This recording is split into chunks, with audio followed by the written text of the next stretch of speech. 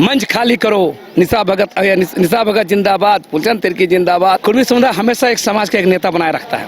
महतो लोग का, कुर्मी लोग का नेता जयराम महतो जिस तरह से नहीं होता, हरकत करके सोशल मीडिया में गाड़ी में चल के भोकाली दिखा के स्थापित हो गए, अब विधायक बन गया। कुर्मी को गाली देकर नेता बनिएगा, ईसाई को गाली देकर नेता बनिएगा।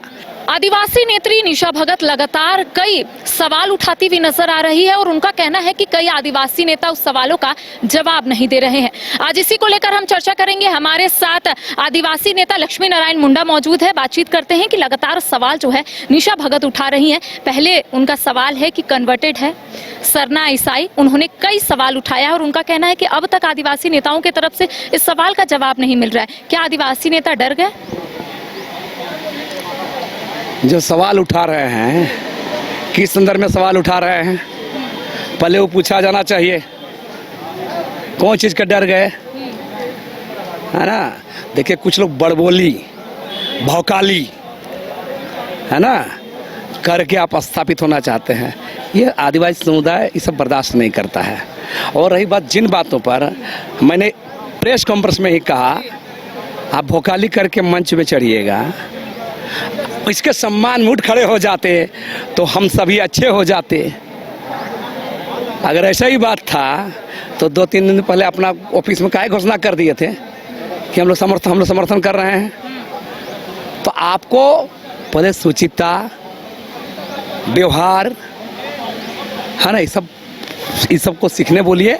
और इसका उलझुल बात को कोई नोटिस नहीं लेता। अच्छा, आप लोगों को नहीं लगता है कि आप लोग जिस चीज के लिए लड़ाई लड़ रहे हैं, जो कुर्मियों की तरफ से मांग की जा रही है, लेकिन यहाँ पर सरना ईसाई चल रहा है, तो मुद्दा क्या भटकाने की कोशिश की जा रही है? मुद्दा जो लोग बात कर, वो लोग एजेंट काम कर रहे हैं। सब बात पता चल रहा है कि कहीं ना कहीं इन लोग सरना ईसाई एजेंडा को आगे बढ़ाने के लिए यहाँ पर ये सब कर रहे हैं। लड़ाई कुर्मी जाति के खिलाफ हो रही है और इसी बहाने कुछ लोग सोच रहे हैं अपना चेहरा चमक जाए। और कुछ लोग का है कि महतो लोग का, कुर्मी लोग का नेता जयराम महतो जिस तरह से नहीं होता, हरकत करके सोशल मीडिया में गाड़ी में चल के भोकाली दिखा के स्थापित हो गए, अब विधायक बन गया। कुछ लोग को भ्रम हो गया है कि हम लोग आदिवासी समुदाय के अंदर में वैसा स्थापित होंगे।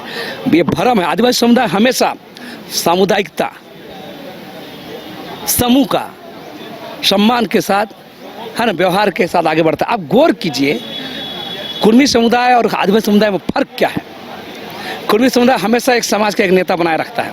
लंबे समय तक रामटल चौधरी को रखा, लंबे समय तक सुदेश महतो को रखा, फिर हटा के फिर नहीं चेंज करता है। और आदिवासी समुदाय दिखते हैं, एक बार जल्दी स्थापित भी नहीं करता है और स्थापित होता है उसको जल्दी हटाता भी नहीं है। आप गौर कीजिए, जयपाल से मुंडा को ले लीजिए, एनी होरो को लीजिए, बागुन सुमरोई को लीजिए, शिबू सोरेन को लीजिए। आज ये सब सवाल है।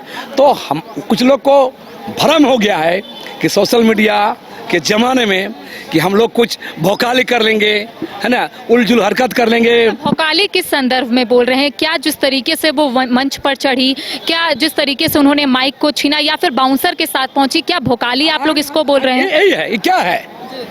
आप कितना आंदोलन में रहे हैं? आप पहले बताइए, कौन सा आंदोलन में रहे?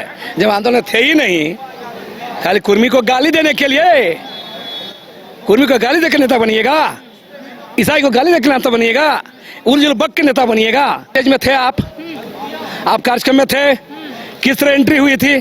क्या मीडिया वाले दिखाया? कौन सा मीडिया दिखाया? कैसे वो दिखाया? कब? जब वह हंगामा उतार रहा तब। मीडिया वाले ये क्यों नहीं दिखा रहे थे जब वो उठ रहे थे? क्या नारा लग रहा था पता है? मंच खाली करो, निशा भगत जिंदाबाद, फूलचंद तिर्की जिंदाबाद। मंच खाली करो, कुर्सी खाली करो। ये दिखाए आप लोग? क्या है भाई? आपको कोई भी आ रहा तो हाथ, एक तो कुछ भीड़ आ रही तो नीचे से लोग जा रहे थे मालार्पण करके, कुछ गेस्ट लोग आ रहे तो नीचे भी फूल माला चढ़ा करके ऊपर चढ़ रहे थे। आप तो वो नहीं किए। आप वहाँ भोकाली दिखाइए, कुर्सी खाली करिए, यही भोकाली है। अगर दादा मीडिया ये चीज पहले दिखाता तो शायद मीडिया के ऊपर भी ये एलिगेशन लगता कि जो मुद्दा को लेकर एकत्रित हुए हैं तमाम आदिवासी समुदाय के लोग, उस मुद्दे को कहीं ना कहीं मीडिया वाला ही भटकाने की कोशिश कर रहा है। ये तो एलिगेशन आप लोग बाद में लगा देते मीडिया वालों पर। पहले आप गौर कीजिए, फिर तो वाला मीडिया का नियम है। आपको वहाँ जो लाइव चल रहा था तो आप नीचे से चल रहा है वो दिखाना चाहिए ना। तो उस पक्ष को तो नहीं दिखाया जाता है, कैसे एंट्री हो रही थी, कैसे नारा लग रहा था। मैंने प्रेस कॉन्फ्रेंस में एक एक बात को रखा।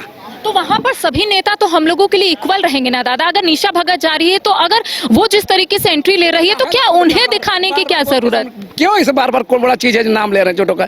रोकिए, इस बात ज्यादा इंटरेस्ट नहीं। हम लोग मुद्दे पर लड़ेंगे, कुर्मियों के खिलाफ, आदिवासी मुद्दे पर लड़ेंगे। ज्यादा ही लोग को हम तरजीह देने वाले हैं। उपचुनाव होने हैं घाटशिला में, कुर्मियों की तरफ से ये कहा गया है कि अगर उनकी मांग को लेकर केंद्र सरकार या राज्य सरकार कोई पहल नहीं करती है, चर्चा नहीं करती है, तो ये लोग घाटशिला उपचुनाव को बाइकआउट करेंगे। और अगर हम आबादी की बात करें तो 2,55,823 आबादी है, यानी कि 4% जो है वो कुर्मियों की है, लगभग 11,000 मान लीजिए। तो क्या लगता है कोई असर पड़ेगा या फिर दबाव डालने की कोशिश की जा रही है? क्या लगता है आदिवासियों को? देखिए, घाटशिला के संदर्भ में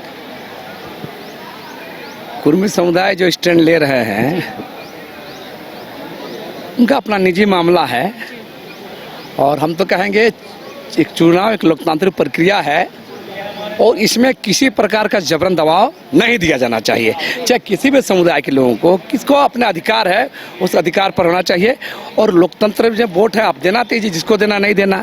और बहुत सारा आप लोग चर्चा कर रहे हैं, हम लोग को पूछ रहे हैं घाटशिला प्रकरण पर, तो उससे बहुत फर्क पड़ने वाला नहीं है। ये महारैली का या हमारा मूवमेंट से घाटशिला चुनाव में बहुत कुछ आदिवासी समुदाय का कोई फर्क नहीं पड़ने वाला है। भाजपा जीतेगी तो भाजपा बोलेगी कि राज्य सरकार विफलता है, और राज्य सरकार का जेएमएम जीतेगी तो बोलेगा कि हमारी उपलब्धि है। चलेगा तो क्या कलम। इसलिए बहुत आदिवासी समुदाय का ना खुश रहने का बात, इसमें हमारा अपना आंदोलन मुद्दा जारी रहेगा। अच्छा दादा, आने वाले समय में क्या रणनीति है आदिवासियों की तरफ से? क्या कोई महारैली का आप लोग आयोजन करने वाले या फिर धरना प्रदर्शन, क्या सोचे? हमने लगातार कार्यक्रम किया है। 11 नवंबर को CNT एक्ट पर कार्यक्रम है, कोल विद्रोह पर कार्यक्रम है। उसके बाद यूथ लोग का कार्यक्रम होने वाला है, आदिवासी युवा लोग का, आदिवासी महिलाओं का, आदिवासी बुद्धिजीवियों का एक बड़ा सा गोष्ठी होने वाला है क्योंकि आदिवासी मुद्दे पर। और उसके बाद हम लोग राष्ट्रपति की ओर मिलने की ओर हम लोग एक टीम जाएगा। और जनवरी में देखते हैं कुछ हम लोग बड़ा सा कार्यक्रम करके एक महासम्मेलन, महाजुटान करके हम लोग जो बौद्धिक लोगों को, कि आदिवासी समुदाय को नेतृत्व का दशा दिशा क्या होगा, कैसे लोगों को आना चाहिए, और इस सवाल पर हम लोग आगे कार्यक्रम करेंगे। देखिए, आगामी नवंबर को आदिवासी समुदाय की तरफ से एक रणनीति बनाई गई है 11 तारीख के साथ साथ 15 नवंबर को, क्योंकि 15 नवंबर को झारखंड का स्थापना दिवस है और इस दिन वर्तमान स्थिति को लेकर चर्चा होगी। साथ ही इनका कहना है कि जनवरी माह में एक बड़ा महारैली का आयोजन हो सकता है, जिसको लेकर चर्चाएं जारी है। सहयोगी नूतन के साथ करिश्मा सिन्हा, न्यूज बाइस्कोप, रांची। अरे कहाँ चले सुबह सुबह? अरे चिंटू इंजीनियर, घर बन रहा है ना, TMT रिबार लेना है। कौन सा? कोई भी सस्ता वाला। और नया फोन? ये कैसे लिया? ये स्टोरेज, कैमरा, डिस्प्ले सब चेक करके लिया है। अच्छा, तो फोन के लिए इतना रिसर्च और घर के लिए? मतलब टाटा स्टील आशियाना पे रिसर्च करोगे तभी पता चलेगा कि टाटा टिस्कॉन 550 SD में है बेहतर ताकत और लचक, जो आपके घर को दे सुरक्षा के साथ सेविंग्स भी।